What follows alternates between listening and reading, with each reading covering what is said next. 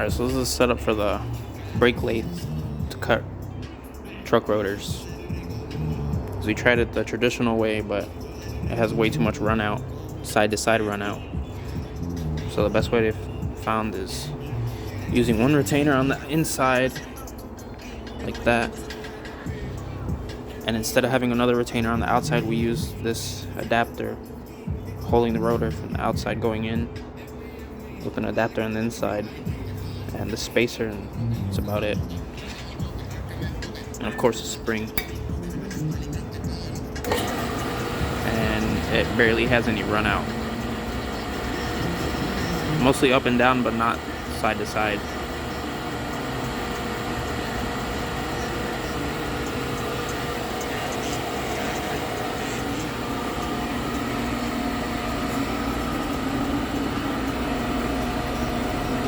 Oh, and the spring has a spring on the inside. Let me see if I can take it apart.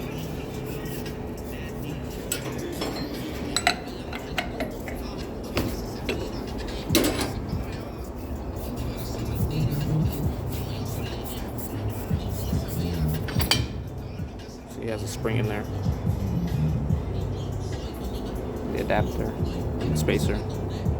Also has an adapter in there. One there and one out here. This one has a lip, so that's why it's sticking out.